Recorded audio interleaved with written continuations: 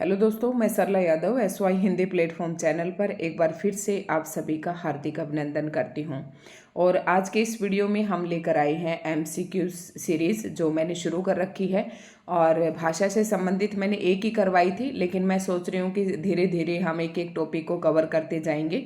और जैसे कि हम तैयारी करवाएं TGT PGT estate HPSC assistant professor, तो सभी के लिए आज के जो MCQs है, चाहे वो कोई किसी भी स्टेट का टेट हो, चाहे कोई भी प्रतियोगी परीक्षा हो जहां पर हिंदी साहित्य पूछा जाता है, या फिर UGC नेट, सभी के लिए आज की वीडियो जो है बहुत ही महत्वपूर्ण रहने वाली है। और TGT PGT एस्टेट की तैयारी हम सिलेबस के अकॉर्डिंग अपने SY हिंदी प्लेटफॉर्म चैनल पर करवा रहे हैं। तो वहाँ पर मैंने भाषा का चैप्टर कंप्लीट करवा दिया है। उसके बाद आदिकाल कंप्लीट हो चुका, भक्ति काल भी कंप्लीट हो चुका, और आज हमारा रीतिकाल भी कंप्लीट हो गया था। तो मैंने सोचा कि मैं आज जो है, मेरा मन कर रहा था कि मैं भक्ति काल के MCQs करवा दूं। फिर अब मैं साथ के साथ आपके MCQs करवाऊंगी। और आदिकाल के MCQs मैंने इसलिए नहीं डाले क्योंकि जो आदिकाल के 100+ मैंने MCQs, जो टॉप MCQs थे, वो मैंने करवा रखे हैं। और उस वीडियो को मैंने शेयर भी कर दिया था। जो TGT PGT एस्टेट की प्लेलिस्ट है उसमें मैंने उसे शेयर कर दिया था, तो आप वहाँ से देख सकते हैं। अगर आप ये चाहते हैं कि मैम फिर से करवाएं, तो मैं किसी और बुक से फिर से 100-150 क्वेश्चन उठाकर दोबारा से करवा दूंगी, तो आप कमेंट करके जरूर बताएं। तो आज हम भक्ति काल के MCQs करेंगे। और भक्ति काल आपको पता है कि आचार्य रामचंद्र शुक्ल जी ने इन्हें 2 धाराओं में विभाजित किया था। एक तो सगुण धारा और दूसरी निर्गुण धारा। सगुण धारा के अंतर्गत हमने राम काव्य और कृष्ण काव्य पढ़ा, और निर्गुण काव्य धारा के अंतर्गत हमने संत काव्य और सूफी काव्य पढ़ा था। और बहुत ही डिटेल से परीक्षा उपयोगी प्रश्नों के साथ मैंने ये सारी वीडियोस बहुत ही अच्छे से आपको करवाई हैं। तो जो भी कैंडिडेट आज से नया जुड़ता है वो चैनल को सब्सक्राइब करे, बेल आइकन पर प्रेस कर ले। और वो चाहता है कि अभी तक मैंने जितनी भी वीडियोस पढ़ाई हैं वो सारी अगर आप देखना चाहते हैं, तो आप TGT PGT एस्टेट 2024 के नाम से चैनल पर आपको प्लेलिस्ट मिल जाएगी। उस प्लेलिस्ट के अंतर्गत आपको सभी वीडियोस मिल जाएंगे, तो आप वहां से देख सकते हैं। साथ ही SY हिंदी प्लेटफॉर्म के नाम से मेरा टेलीग्राम चैनल है, आप उस टेलीग्राम चैनल को ज्वाइन कर लें। तो जो भी मैं पर डे की वीडियो अपलोड करती हूँ, चाहे वो HPSC PGT हिंदी से संबंधित हो, चाहे HPSC असिस्टेंट प्रोफेसर की हो, चाहे TGT PGT एस्टेट के लिए हो, वो सारी वीडियोज़ मैं वहाँ पर भी शेयर करती हूँ। तो अगर चैनल पर आपको ढूंढने में दिक्कत हो रही है तो आप टेलीग्राम चैनल को ज्वाइन कर ले, वहाँ से भी आप देख सकते हैं। तो अगर आप चैनल को सब्सक्राइब कर लेंगे, यूट्यूब चैनल को अगर आप सब्सक्राइब कर लेते हैं, तो जो भी मैं वीडियो डालूंगी उसका आपके पास नोटिफिकेशन जाएगा। तो आप सबसे पहले चैनल को सब्सक्राइब ज़रूर कर लें। शुरुआत करते हैं। अविलंब हम इसमें बहुत ज़्यादा देर नहीं लगाएंगे क्योंकि बहुत ही डिटेल से हमने चैप्टर को पढ़ा है, तो हम जल्दी जल्दी अब इन प्रश्नों को सोल्व करने की कोशिश करेंगे। शुरुआत करती हूँ। तो भक्ति काल के MCQs हैं ये। और सबसे पहले प्रश्न है, आचार्य रामचंद्र शुक्ल ने भक्ति काल की समय सीमा क्या मानी है। ऑप्शन मैं नहीं पढ़ूंगी, ऑप्शन आपको पढ़ना है। और ऑप्शन आपको अपनी तरफ से वीडियो को रोक कर अपना ऑप्शन चूज करना है। उसके बाद फिर मैं राइट ऑप्शन बताऊं तो आपको अपना चेक करना है कि क्या आपका ऑप्शन सही था। उसके बाद क्या करना है कि अगर आपको अपना स्व मूल्यांकन करना है, तो जितने भी प्रश्न, मान लो इसमें 100+ MCQs हैं, अगर आप वो सारे नहीं कर पाते हैं तो आपको क्या हो सकता है, मैं 100 की अगर टाइम रहा तो मैं 100 के 100 क्वेश्चन भी इस वीडियो में करवा दूंगी, अदरवाइज 50-50 के करके हम कर लेंगे। तो आप जितने भी प्रश्न सोल्व कर पाते हैं उसके आप परसेंटेज ज़रूर निकालिए, क्योंकि आपको एस्टेट में 60% लेने हैं। तो 60% आपके प्रश्न जो है, यानी कि 70% आपके लगभग सही होने चाहिए, 80%, 70-80%, तो तब जाके आप 60 यानी कि 55 और 60 के आसपास आप पहुंचेंगे। ठीक है। तो परसेंटेज आप कैसे निकालेंगे, मान लो कि आपने 30 क्वेश्चन अटेम्प्ट किए और 30 में से 30 क्वेश्चन आपने टोटल सॉल्व किए, और टोटल में से आपने 20 अटेम्प्ट किए, 20 आपके सही हैं। 30 क्वेश्चन किए, 30 में से 20 आपके सही हैं, तो परसेंटेज निकालने के लिए मल्टीप्लाई 100 करें। 0 से 0 कैंसिल, 0 से 0 कैंसिल, तो फिर इस प्रकार से 2 को आप 3 से डिवाइड कर दें तो आपकी परसेंटेज निकाल कर आ जाएगी। ठीक है। तो इस प्रकार से मैंने फॉर एग्जाम्पल दिया है आपको, इस प्रकार से आप अपनी प्रतिशत निकाल सकते हैं। और फिर कमेंट में जरूर बताएं कि आपकी परसेंटेज कितनी बनी। शुरुआत करते हैं। पहला ही प्रश्न है, आचार्य रामचंद्र शुक्ल ने भक्ति काल की समय सीमा क्या मानी है? तो क्या माने हैं आचार्य रामचंद्र शुक्ल ने भक्ति काल की समय सीमा? जल्दी से बताइए। तो मैंने आदिकाल की समय सीमा 1050 से विक्रम 1375 संवत विक्रम 1375 तक बताई। आदिकाल के बाद फिर भक्ति काल आता है, तो भक्ति काल की सीमा 1375 से फिर 1700 विक्रम संवत तक है, और रीति काल जो है 1700 विक्रम संवत से 1900 विक्रम संवत तक, और इतना तक जो है हम पढ़ चुके हैं। तो भक्ति काल की समय सीमा हो जाएगी प्रश्न नंबर 1 का सी ऑप्शन आपका राइट आंसर हो जाएगा। तो विक्रम संवत में ही दे रखा है, अगर आपको यही सन में निकालना है तो इसमें से 57 आप माइनस कर दें। बढ़ते हैं नेक्स्ट प्रश्न की तरफ। प्रश्न नंबर 2 है, आलवार भक्तों का अभिप्राय क्या है? आलवार भक्त मतलब किसको कहते थे? दो तरीके के भक्त थे, एक आलवार भक्त, एक तो शैव भक्त और दूसरे वैष्णव भक्त। तो एक था नयनमार और एक था आलवार। भक्ति काल जब आपने पढ़ा होगा तो नयनमार किसको कहते थे और आलवार किसको कहते थे? प्रश्न नंबर 2 का सही आंसर बताना है आपको। तो आलवार जो भक्त थे वो वैष्णव भक्तों को कहते थे, और उसके बाद जो नयनमार थे वो शैव भगत थे। तो दोनों प्रश्न आपको ध्यान में रखना है। आलवार भक्तों की संख्या कितनी मानी गई है? वेरी मोस्ट इंपॉर्टेंट प्रश्न है, कई बार पेपर में पूछा जाता है। तो प्रश्न नंबर 3 का सही आंसर हो जाएगा 12। आलवार भक्तों की संख्या 12 थी। नेक्स्ट प्रश्न है, आलवार भक्तों के पदों का संकलन किस नाम से किया गया? तो ये आपको बताना, ये प्रश्न कई बार परीक्षा में पूछा जा चुका है, मोस्ट इंपॉर्टेंट प्रश्न है। तो आलवार भक्तों ने जो इनकी संख्या 12 थी, इन्होंने जितने भी पद लिखे वो किस नाम से संकलित हुए?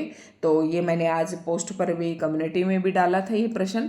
तो प्रश्न नंबर 4 का राइट आंसर है दिव्य प्रबंधम। तो ये देखना, थोड़े इसमें कंफ्यूज नहीं होना है, ऑप्शन आपको ये आलवार प्रबंधम भी दिया हुआ है, ठीक है, लेकिन इसके जो आलवार भक्तों के पद थे वो दिव्य प्रबंधम में संकलित थे। भक्तमाल किसकी रचना है? नाबादास की, ठीक है। बढ़ते हैं नेक्स्ट प्रश्न की तरफ। दिव्य प्रबंधम में लगभग कितने पद संकलित हैं? तो ये प्रश्न भी मोस्ट इंपॉर्टेंट है। जब हम आलवार भक्तों के बारे में पढ़ रहे हैं तो हमें सारा सब कुछ ही पता होना चाहिए। तो प्रश्न नंबर 5, और जिसने हमारी सारी वीडियोस देखी हैं उनको ये लगभग सभी प्रश्न आते होंगे। प्रश्न नंबर 5 का राइट आंसर होगा, इसमें लगभग 4000 पद संकलित हैं। बढ़ते हैं नेक्स्ट प्रश्न की तरफ, और नेक्स्ट प्रश्न भी बहुत ही इंपॉर्टेंट है, मैंने बहुत ही डिटेल से ये टॉपिक आपको पढ़ाया था। प्रश्न नंबर 6, आचार्य रामचंद्र शुक्ल ने भक्ति आंदोलन के सूत्रपात के लिए किसे उत्तरदायित्व माना? जैसे जब हमने भक्ति काल पढ़ाया था तो मैंने बताया था कि अलग अलग विद्वानों ने अपनी अलग अलग राय दी कि भक्ति काल, किसी ने तो कहा कि दक्षिण से आया है, किसी ने कहा उत्तर से आया है, तो किसी ने कुछ कहा। ये अलग अलग विद्वानों का अपना अलग अलग मत था भक्ति काल के प्रादुर्भाव के बारे में। तो आचार्य रामचंद्र शुक्ल जी ने भक्ति आंदोलन का सूत्रपात के लिए किसे उत्तरदायी माना? ऑप्शन 1 है, ए है तत्कालीन राजनीतिक परिस्थितियों को, पौरुष से हताश हिंदुओं की पराजित मनोवृत्ति को, देश में मुस्लिम साम्राज्य की पूर्ण प्रतिष्ठा को, और इन सभी को। तो आपको सही आंसर चूज करना है, और आचार्य रामचंद्र शुक्ल जी ने ये सारे ही कारण उत्तरदायित्व माने थे। तो ऑप्शन डी जो है इसका राइट आंसर हो जाएगा। बढ़ते हैं, अब ये इंपॉर्टेंट है, ये सारी पंक्तियां आपको पढ़ने हैं। पढ़ते हैं नेक्स्ट प्रश्न की तरफ, और नेक्स्ट प्रश्न है, भक्ति भावना का मूल कहाँ से माना जाता है? भक्ति भावना यानी कि भक्ति का मूल यानी कि जड़ भक्ति कहाँ से आई? तो ये बताना आपको। प्रश्न नंबर 7 का ऑप्शन ए इसका राइट आंसर होगा, दक्षिण भारत से, ठीक है। मध्वाचार्य किस, अब हमने इसमें बहुत सारे संप्रदाय पढ़े थे, अब सभी संप्रदाय के प्रवर्तक पूछे जाएंगे तो आपको ये भी बताना है। मध्वाचार्य किस मत के प्रवर्तक थे? जल्दी से इसका आंसर चूज करें। प्रश्न नंबर 8, और प्रश्न नंबर 8 का राइट आंसर होगा द्वैतवाद। विशिष्ट द्वैतवाद कौन था? रामानुजाचार्य। शुद्धाद्वैतवाद वल्लभाचार्य। अद्वैतवाद के प्रवर्तक शंकराचार्य। तो ये सभी आपको ध्यान रखना है, लेकिन द्वैतवाद ये मध्वाचार्य का मत था। नामदेव का समय सीमा क्या है? तो नामदेव का भी काफ़ी इम्पोर्टेंट था, जब मैंने आपको पढ़ाया था तब बताया था। तो नामदेव का समय सीमा बतानी है आपको। तो नामदेव की जो समय है वो 14वीं शताब्दी मानी जाती है। बढ़ते हैं नेक्स्ट प्रश्न की तरफ। रामानंद किस आचार्य की शिष्य परंपरा में थे? ये प्रश्न नंबर 10 का आंसर आपको करना है। तो ये किसकी परंपरा में थे? रामानुजाचार्य। श्री राम विशिष्ट, मैंने ट्रिक बताई थी कि श्री से मतलब श्री संप्रदाय था इनका। श्री राम रामानुजाचार्य, और इनके दार्शनिक सिद्धांत पूछे तो विशिष्टाद्वैतवाद। तो श्री राम विशिष्ट, मैंने ये ट्रिक बताई थी। इसी तरीके की ट्रिक के साथ अगर आप पढ़ना चाहते हैं तो आप हमारे चैनल को सब्सक्राइब करें और वहाँ से सभी वीडियोज़ आप प्लेलिस्ट में जाके देख सकते हैं। बढ़ते हैं नेक्स्ट प्रश्न की तरफ। कृष्ण संस्कृत भक्त कवि जयदेव के गीत गोविंद का सबसे पहले अनुकरण हिंदी के किस कवि ने किया? प्रश्न नंबर 11 मोस्ट इम्पोर्टेंट प्रश्न है। तो इसका संस्कृत भक्त कवि जयदेव के गीत गोविंद का, ये प्रश्न मैंने करवाया था जब आपको पढ़ाया था, सबसे पहले अनुकरण हिंदी के किस कवि ने किया?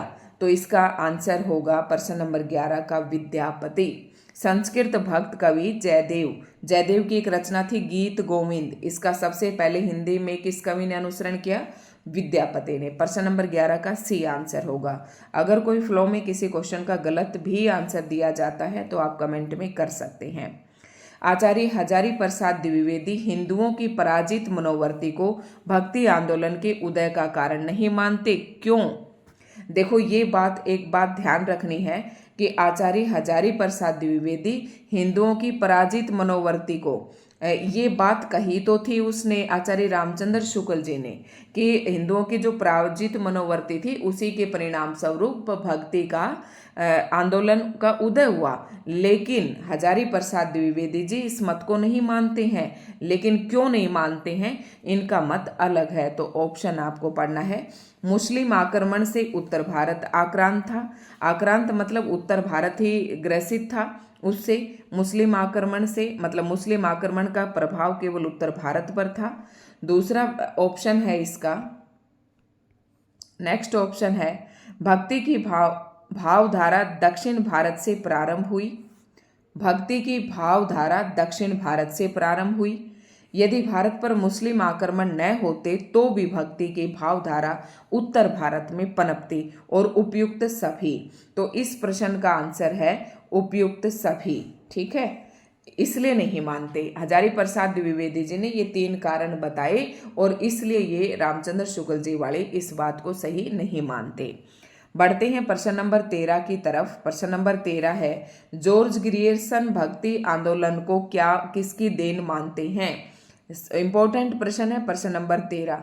तो सर जॉर्ज ग्रियर्सन, मैंने अलग अलग विद्वानों के अलग अलग मत बताए थे आपको, आचार्य रामचंद्र शुक्ल जी, हजारी प्रसाद, जॉर्ज ग्रियर्सन, तो तीनों का मत अभी हमारे सामने आ भी चुका है। सर जॉर्ज ग्रियर्सन भक्ति आंदोलन को किसकी देन मानते हैं? प्रश्न नंबर 13 का सही आंसर हो जाएगा ईसाइयों की देन मानते हैं। नेक्स्ट प्रश्न है, भक्ति आंदोलन के प्रचार प्रसार में किस आचार्य का योगदान रहा? तो ये बढ़ते हैं नेक्स्ट प्रश्न की तरफ। नेक्स्ट प्रश्न का आंसर आपको करना है, भक्ति आंदोलन के प्रचार प्रसार में किस आचार्य का योगदान रहा? भक्ति आंदोलन के प्रचार प्रसार में क्वेश्चन की प्रकृति को समझना है। और इसका ऑप्शन है वल्लभाचार्य, शंकराचार्य, रामानुजाचार्य, इन सभी का। तो राइट आंसर हो जाएगा ऑप्शन डी। इन सभी ने अपने अपने तौर पर अपने अपने तरीके से भक्ति का प्रचार और प्रसार किया। बढ़ते हैं नेक्स्ट प्रश्न की तरफ। इनमें से सिद्ध कौन कहे जाते हैं? तो ये आपको बताया था, जो बौद्ध धर्म था वो 2 शाखाओं में बटा हुआ था, हीनयान और महायान।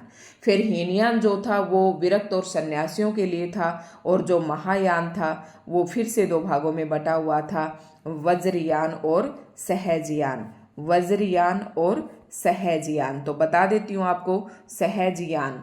तो सहजयान वज्रयान से किसका तो प्रादुर्भाव हुआ? तो सिद्धों का हुआ। और सहजयान से नाथों का।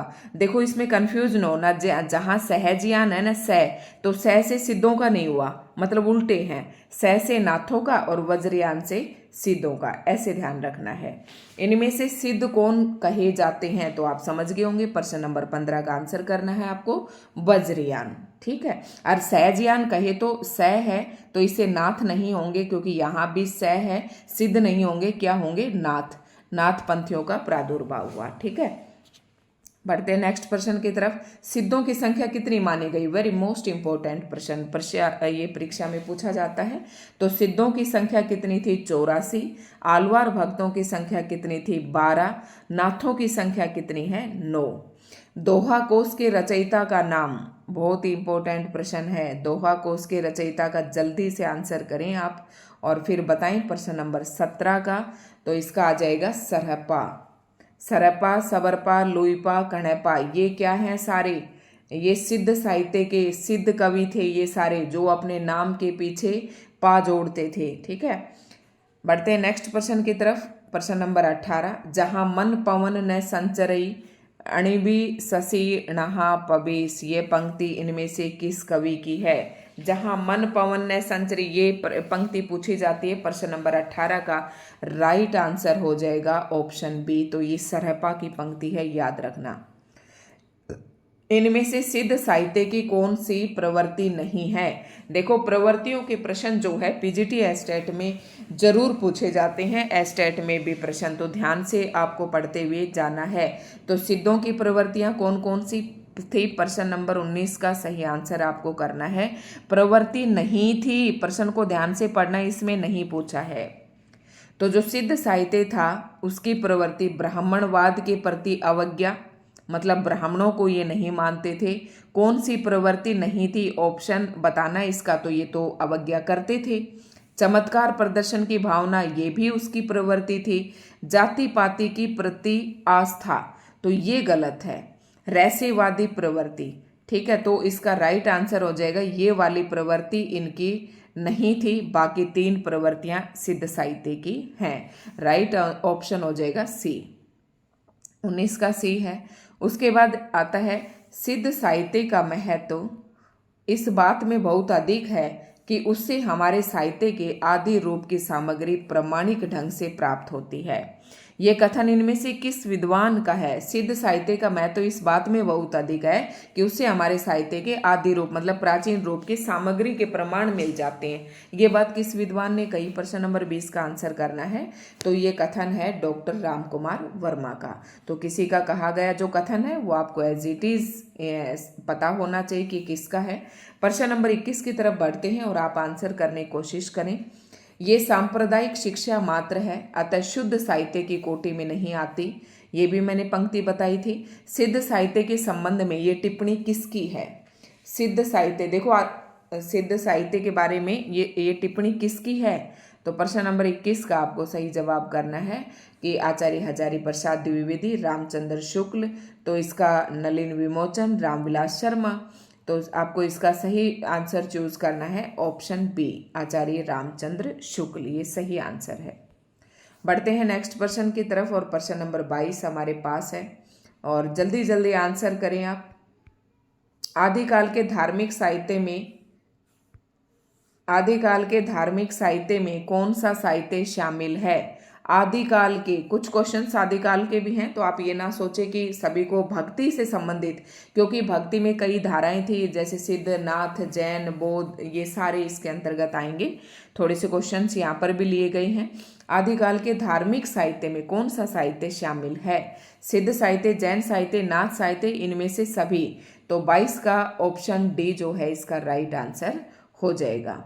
नाथ संप्रदाय का विकास हुआ, ये बताना है आपको। देखो नाथ मैंने कहा था जिसके आगे स है, इससे किसका हुआ था, नाथों का हुआ था, और जिसके स है उससे सिद्धों का नहीं हुआ था। ये ध्यान रखना है, मैंने ट्रिक से यही कर रखा है। तो नाथ संप्रदाय का विकास वज्रयान से हुआ और सिद्धों का जो विकास है वो वज्रयान से हुआ।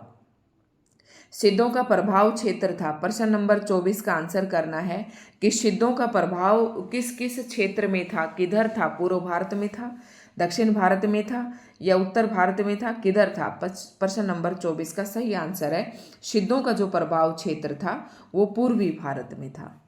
बढ़ते हैं नेक्स्ट प्रश्न की तरफ। नाथपंथियों ने अपने मत का प्रचार किया। नाथपंथियों ने अपने मत का प्रचार कहाँ पर किया? प्रश्न नंबर 25। तो सीधा इसका आंसर देना है आपको। तो नाथपंथियों ने अपने मत का प्रचार जो है ये दक्षिण भारत में किया, सॉरी पश्चिमी भारत में किया। पश्चिम भारत में किया, इधर पूर्व है इधर पश्चिम है, ठीक है, इधर उत्तर और इधर दक्षिण, ये समझने की कोशिश करें हम। गोरखनाथ का समय राहुल सांकृत्यायन के अनुसार क्या है? ये प्रश्न भी इंपॉर्टेंट है, प्रश्न पूछा जाता है। प्रश्न नंबर 26। तो इसका आंसर बताना है गोरखनाथ का समय राहुल सांकृत्यायन के अनुसार क्या है।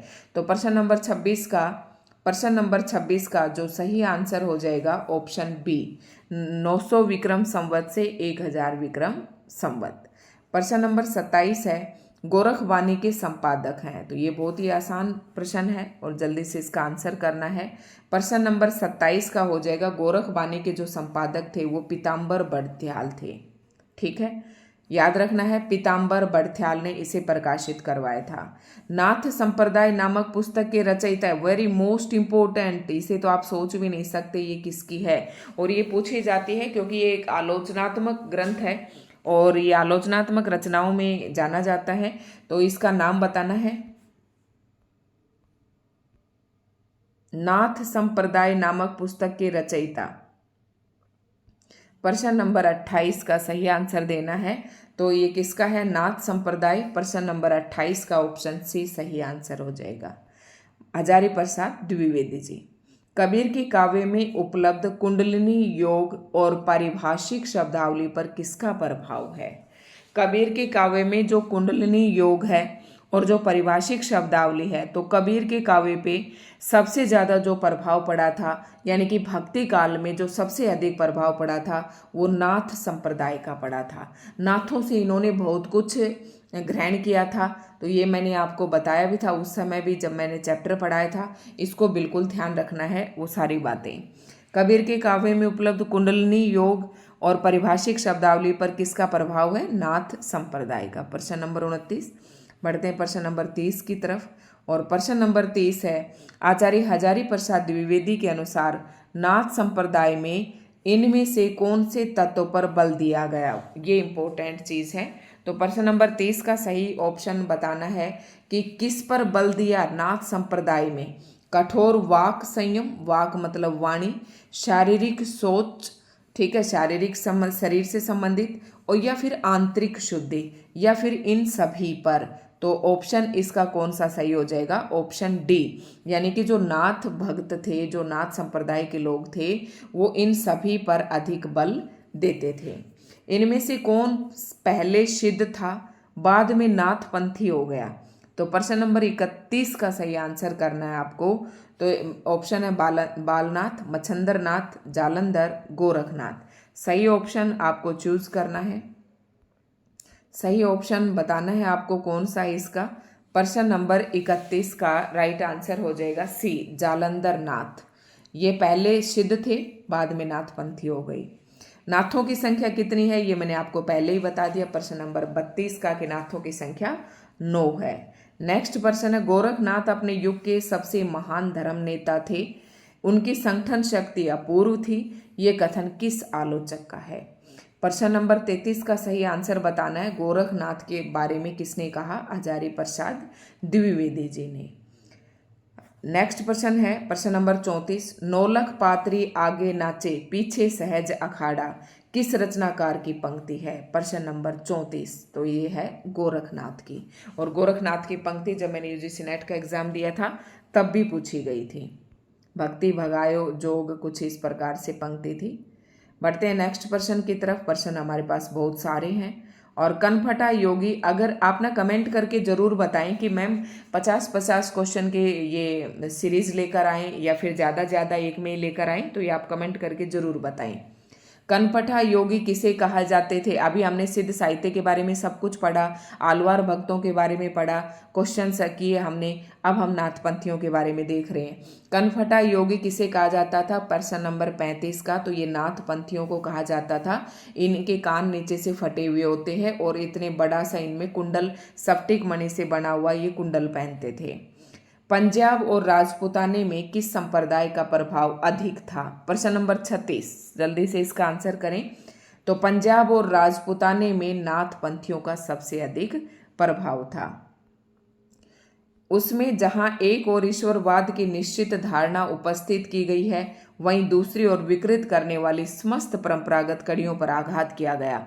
नाथ संप्रदाय के संबंध में उक्त कथन है। प्रश्न नंबर 37 का सही आंसर दीजिए। तो ये कथन किसका है? डॉक्टर राम कुमार वर्मा का। तो जो कथन है ये आपको एज इट इज ध्यान रखने हैं, ठीक है। जैन मत का प्रभाव प्रमुख रूप से रहा।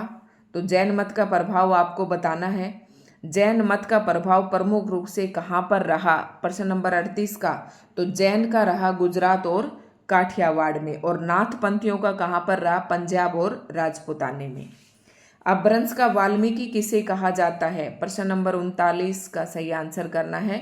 तो अपभ्रंश का वाल्मीकि शंभू को कहा जाता है। अपभ्रंश का वाल्मीकि किसको कहा जाता है? शंभू को कहा जाता है। पुष्पदंत का समय, ये प्रश्न यूजीसी नेट में इस बार पूछा गया था, लेकिन वो पेपर जो है पोस्टपोन हो गया था, जो 18 जून को हुआ था। प्रश्न नंबर 40, पुष्पदंत का समय सीमा। प्रश्न नंबर 40, तो 10वीं शती था। महापुराण किस कवि की रचना है? Most important. प्रश्न नंबर 41, महापुराण किस कवि की रचना है? प्रश्न नंबर 41 का सही आंसर है पुष्पदंत।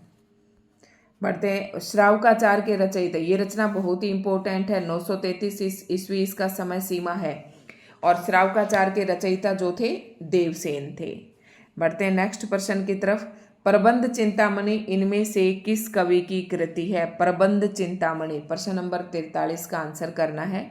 तो प्रबंध, मैंने ये ट्रिक बताई थी, इसका जो आंसर है सही वो है जैनाचार्य मेरुतुंग। और मैंने कहा था कि जैना हमारे पड़ोस में एक जैना नाम का आदमी रहता है, उसका प्लॉट है, और वो सारा दिन कभी उसमें नाली साफ करता रहता है, कभी पेड़ पौधे लगाता रहता है।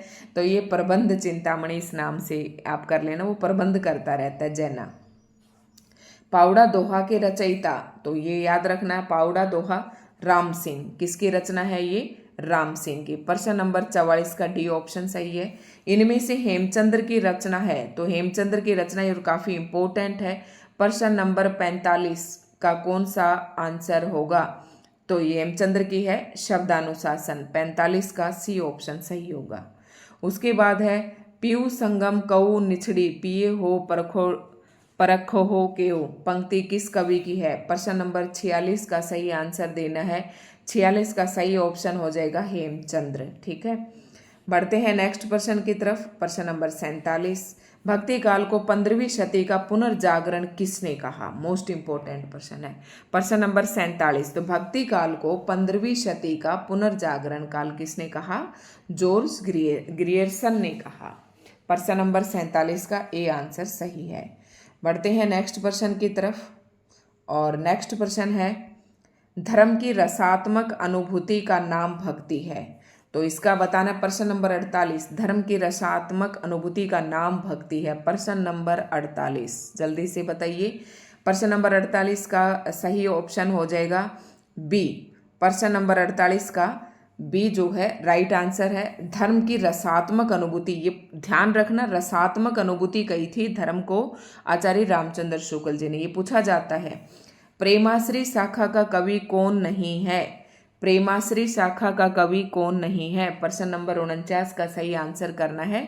तो हो जाएगा प्रेमाश्री में जायसी, मुल्ला दाऊद, काशिम शाह, तो नंददास नहीं है। कौन सा नहीं है? नंददास नहीं है। नंद, छीत, गोविंद ये संत कवियों में आते हैं। निम्न में से किस कवि का रहस्यवाद भावात्मक अधिक है? प्रश्न नंबर 50 बताना इंपॉर्टेंट है। तो किस कवि का रहस्यवाद भावात्मक है? जायसी का। तो मेरे ख्याल से हम 50-50 क्वेश्चन की टेस्ट सीरीज, ये मतलब MCQ सीरीज लेकर चलते हैं, और उसके बाद नेक्स्ट जो है भक्ति काल की ही नेक्स्ट MCQ सीरीज जो है 1-2 दिन के अंदर अंदर मैं डालती रहूँगी आपके लिए। तो आज के इस वीडियो में इतना ही था। नेक्स्ट जो है मैं इसके लिए लगातार 2 दिन तक डाल दूंगी, क्योंकि एक ही बार में आप लोग भी इसका आंसर करते करते ऊब जाते हैं और अपने आप को जज भी नहीं कर पाते हैं। ठीक है, तो नेक्स्ट के लिए आप बने रहे। इससे पहले मैंने एक भाषा की डाली थी, सभी आप कहें कमेंट करके कि मैम TGT PGT एस्टेट वाले ही प्लेलिस्ट में आप ये डाल दें, तो उसी में डाल दूंगी। अगर आप कहें कि MCQs की एक अलग से प्लेलिस्ट बनाए तो मैं वहाँ अलग से बना दूंगी। ठीक है, तो धन्यवाद दोस्तों। आज की वीडियो आपको कैसी लगी कमेंट करके ज़रूर बताएं।